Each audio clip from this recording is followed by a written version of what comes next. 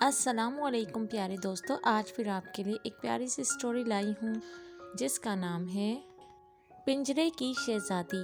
تو اپنی سٹوری کو اسٹارٹ کرتے ہیں۔ ہزاروں سال پہلے کا واقعہ ہے۔ چین پر ایک نیک دل بادشاہ حکومت کرتا تھا۔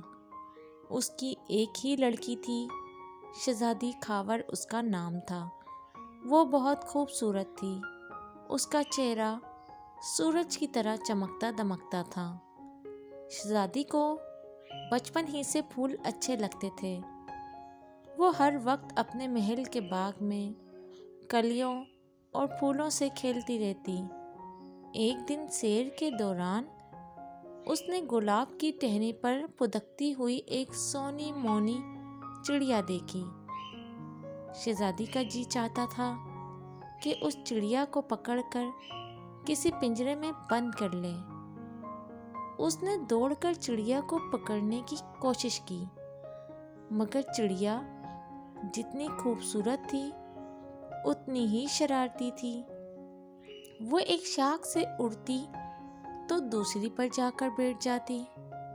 آخر تھک کر شہزادی نے ایک کنکری اٹھائی اور چڑیا کو دے ماری۔ وہ بیچاری زخمی ہو کر کیاری میں گر گئی۔ شہزادی خاور اسے پکڑنے کے لیے لپکی، مگر جوں ہی اس کے قریب گئی اس کی نظروں کے سامنے دھواں سا چھا گیا۔ پھر اس دھوئیں میں شہزادی کو ایک کالی کالی ڈراؤنی شکل نظر آئی۔ وہ ڈر کے مارے سہم گئی اور پیچھے دوڑنے والی تھی کہ کسی کہکے کی آواز سنائی دی۔ شہزادی کا دل زور زور سے دھڑکنے لگا۔ اس نے ایک چیخ ماری اور غش کھا کر زمین پر گر پڑی۔ دور کھڑا مالی یہ منظر دیکھ رہا تھا۔ وہ بھاگا بھاگا شہزادی کے پاس آیا اور اسے ہوش میں لانے کی بڑی کوشش کی۔ جب کافی دیر تک شہزادی کو ہوش نہ آیا تو وہ اسے اٹھا کر ملکہ کے پاس لے آیا۔ بادشاہ کو اطلاع ملی تو وہ بھی دربار برخاست کر کے محل میں چلا آیا اور بہت سے حکیموں کو شہزادی کے علاج کے لیے بلوایا، مگر اسے ہوش نہ آیا۔ یہ خبر ملک کے کونے کونے میں پھیل گئی۔ رات کے 12 بجے کے قریب بادشاہ پریشانی کے عالم میں شہزادی کی چارپائی کے گرد ٹہل رہا تھا کہ اسے کمرے میں ایک آواز آئی، سب یہاں سے نکل جاؤ ورنہ شہزادی مر جائے گی۔ بادشاہ کو اپنی اکلوتی بیٹی سے بہت پیار تھا۔ وہ فوراً کمرے سے نکل گیا اور دن نکلنے کا انتظار کرنے لگا۔ صبح سویرے وہ شہزادی کے کمرے میں داخل ہوا تو وہ شہزادی کو بستر سے غائب پا کر حیران رہ گیا۔ چارپائی کے سرہانے ایک پیاری سی چڑیا بیٹھی ہوئی تھی۔ بادشاہ نے اسے اڑانا چاہا مگر ایسا نہ ہو سکا۔ بادشاہ نے اپنے وزیر کو بلا کر صلاح مشورہ کیا تو وزیر نے کہا، جہاں پناہ اس چڑیا کو پنجرے میں بند کر دیا جائے۔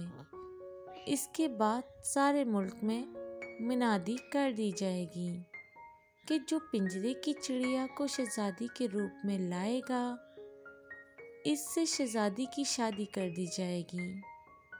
یہ اعلان سن کر بہت سے لوگ اپنی قسمت آزمانے نکلے، لیکن کوئی بھی اس راز کو نہ سمجھ سکا۔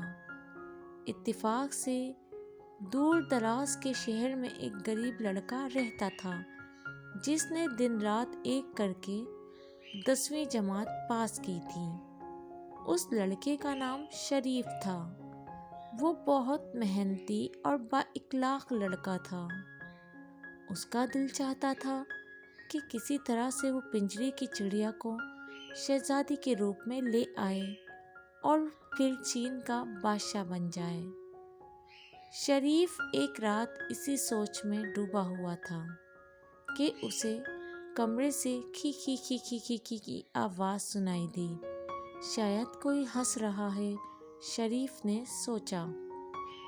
پھر اس نے ارد گرد دیکھا، لیکن وہاں اسے صرف اپنا ہی سایہ نظر آیا تھا۔ تھوڑی دیر کے بعد پھر ہنسی کی آواز آئی۔ شریف مخاطب ہوا، کون ہے؟ میں ہوں، آواز آئی۔ اس نے پوچھا، میں کون؟ آواز آئی، میں بھوت ہوں۔ شریف نے سوال کیا، یہاں کیا لینے آئے ہو؟ بھوت نے جواب دیا، کچھ نہیں۔ جاؤ پھر مجھے آرام کرنے دو، شریف نے کہا۔ بھوت نے کہا، میں نہیں جاؤں گا۔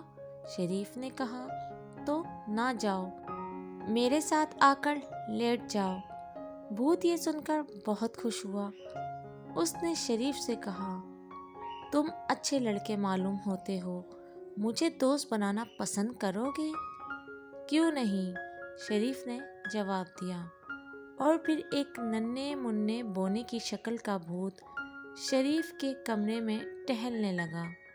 دونوں نے ایک دوسرے کو دیکھا اور گھل مل کر باتیں کرنے لگے۔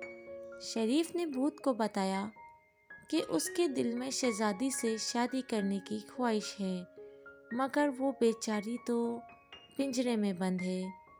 بھوت یہ سن کر بہت ہنسا اور کہنے لگا، یار فکر مت کرو، تمہاری یہ خواہش پوری ہو جائے گی۔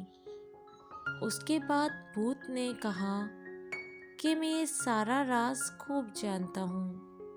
شریف نے پوچھا، کیسے؟ ذرا بتاؤ تو صحیح۔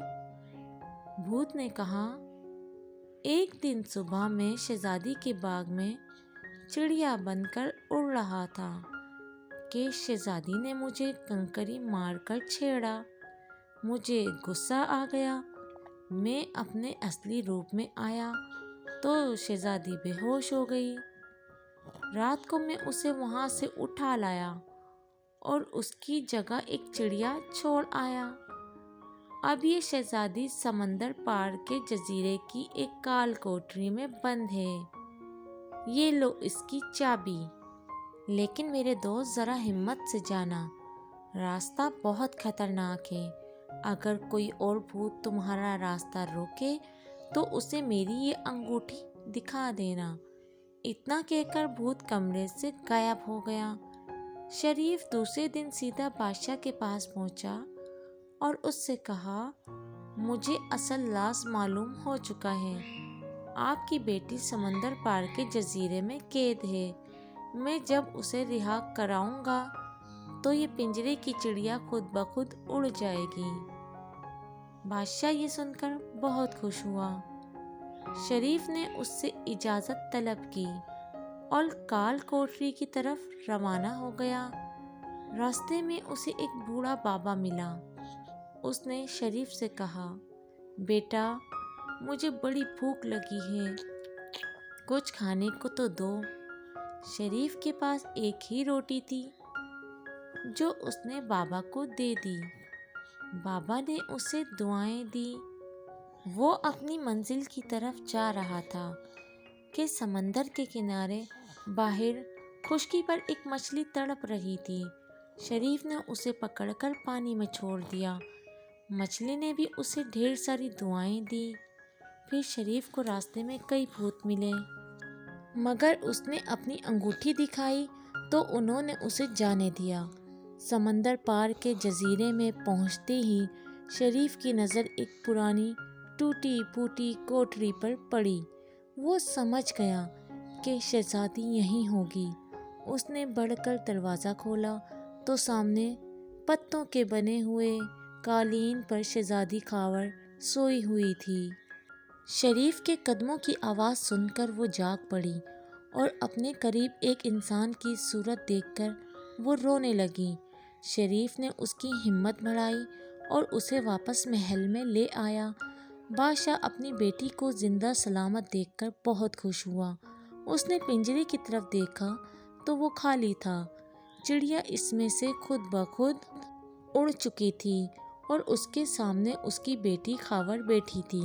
بادشاہ نے اس کی شادی شریف سے کر دی اور دونوں ہنسی خوشی زندگی گزارنے لگے۔ تو پیارے دوستوں، آج کی اسٹوری اچھی لگی ہے تو چینل کو سبسکرائب کر دیں اور ویڈیو کو لائک کر دیں۔